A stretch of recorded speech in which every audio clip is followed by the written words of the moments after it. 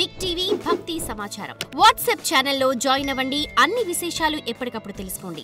గురుగారు, అయ్యప్ప మాల ధరించిన తర్వాత శబరిమల వెళ్ళి వచ్చిన తర్వాత మాకు అన్నీ కూడా శుభాలే జరిగాయి, మంచి రోజులు వచ్చాయని చాలామంది కూడా చెప్తూ ఉంటారు.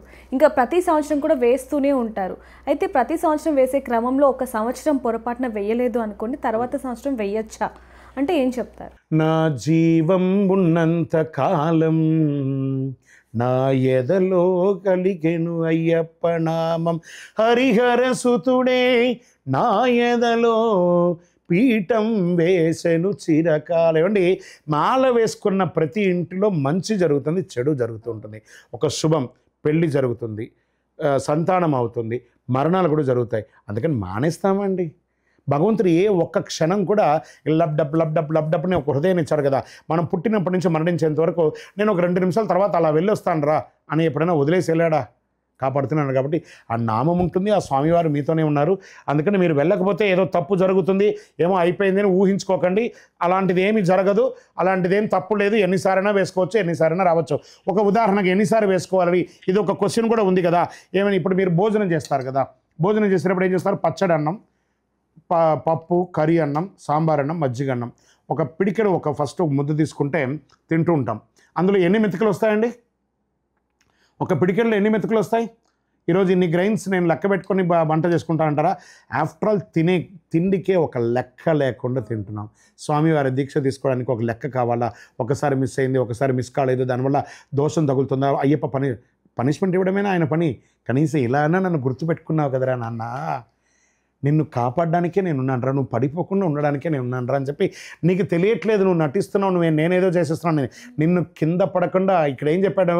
నాకేం దిగులు, నా అయ్యప్పకు కదా అనుక్షణం నా దిగులు అనే ఒక ఫీలింగ్లోకి రండి. మీరు కాదు చేసేది, మీ వెనక ఆయన నడిపిస్తున్నాడు. ఆయన ఎలా నడిస్తే అలాగే నడవండి. శరణమయ్యప్ప. గురుగారు, మాల ధరించిన తర్వాత ఇంట్లో అనుకోని పరిస్థితులు ఏవైనా జరిగితే? అనుకోని పరిస్థితులు అంటే ఏంటి? అంటే ఎవరైనా ఇంట్లో వ్యక్తులు చనిపోయినా, లేకపోతే దూరపు చుట్టాలు చనిపోయినా? ఎవరు చనిపోతే ఎప్పుడు మాల వేయాలి, ఎన్ని రోజులు మాల వేయాలి, ఎన్ని రోజులు మాల వేసుకోవాలి? మాల వేసుకోవడానికి ముందే తల్లిదండ్రులు చనిపోతే 1 ఇయర్, భార్య చనిపోతే 1 ఇయర్, బంధువులు ఎవరు చనిపోయినా 48 రోజులు, దాయాదులు అన్నతమ్ముడు బాబాయిలు అందరూ చనిపోతే, ఆఖరికి ఫ్రెండ్ చనిపోయినా 3 రోజులు మాల ఇప్పేసి ఆ కార్యక్రమాలు చేయాలి. చచ్చిపోయిన వాళ్ళని అప్పుడు చూడకపోతే ఇంకెప్పుడు చూడలేరు, దీక్షలో ఉన్నా దీక్షలో లేకపోయినా. ఇప్పుడు మీరు దీక్షలో ఉండగా ఎవరైనా చనిపోతే నేను చెప్పిన బంధంలో ఉన్నవాళ్ళు మాల విసర్జన చేసేయాలి. ఆఖరికి ఫ్రెండ్ చనిపోయినా కూడా, మొన్న ఒక అతను నా వీడియోని చూసి అతను చూశారట, వాళ్ళ ఫ్రెండ్ చనిపోయాట, ప్రాణమిత్రుడట, బాల్యం నుంచి చేశాడట, ఎవరు లేరు అతనికి, చాలా సామాన్య కుటుంబం అట. ఇతను మాల ఇప్పేసి అక్కడ పోయి ఆ కార్యక్రమాలన్నీ చేసి వస్తే ఆ కుటుంబం అంతా ఇతనికి జోహార్లు కలిగట. నువ్వు లేకపోతే మేము రోడ్డు మీద పడిపోయే వాళ్ళమని చెప్పారట. గురుగారు, మీరు చెప్పింది నా మనసుకు నచ్చింది. ఇది ఇంకోటి ఏమంటే, ఫ్రెండ్ చనిపోతే మాల ఇప్పటి శాస్త్రంలో చెప్పలేదు, కానీ మానవత్వం మాత్రం చెప్తుంది. నీ ఫ్రెండ్ని ఇప్పుడు చూడకపోతే జీవితంలో నువ్వు చూడలేవు.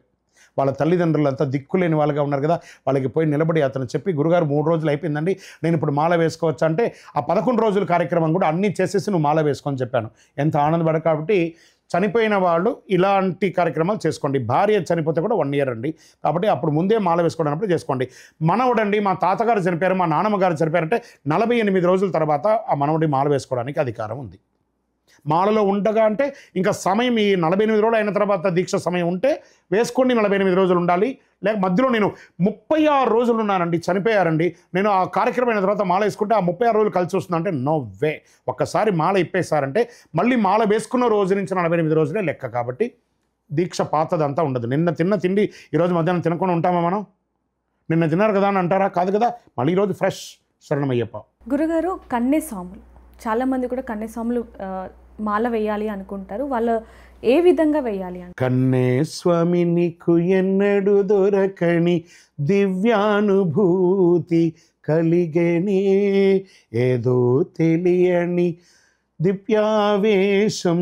ఆ స్వామివారికి కన్యస్వామి అంటే చాలా ఇష్టం. మొట్టమొదటి అయ్యప్పకు చాలా ఇష్టమైనటువంటి వారంటే కన్యస్వామి. ఆ కన్యస్వామి అందరూ ఏమంటారంటే అయ్యప్పకు చాలా ఇష్టపాత్రుడు ఆ అయ్యప్పకు ఆ కన్యస్వామి.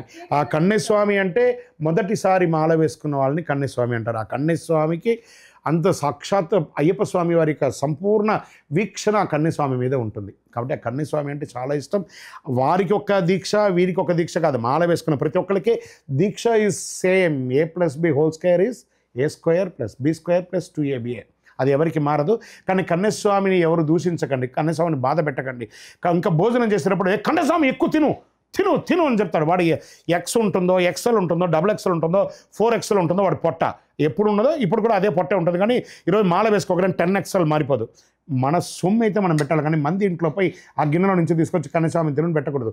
ఒకవేళ ఎవరైనా బలవంతంగా కన్యస్వామికి వడ్డిచ్చి ఇబ్బంది పెట్టారంటే ఆ కన్యస్వామి వచ్చి నాకు ఎంతమంది స్వామి తినలేకపోతున్నాం, వదిలితే పాపం, తినకపోతే భయం, తర్వాత సీనియర్లు ఏమైనా అంటారేమో అని, మళ్ళీ వామిటింగ్ వస్తుంది, మాకు ఇబ్బంది అవుతుంది, నిద్ర వస్తుందని అడిగితే ఎవరైనా మిమ్మల్ని అలా ఇబ్బంది పెడితే ఆ వడ్డిచ్చే స్వామిని కూర్చోబెట్టేసి వాళ్ళని తినిపించడానికి కూర్చోబెట్టి మీరు లేసి వెళ్ళిపోండి, ఏ దోషం రాదు.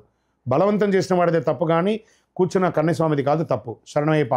కన్యస్వామి బాధపడకూడదు. శరణమయ్యప్ప. For more videos like this, subscribe Big TV channel.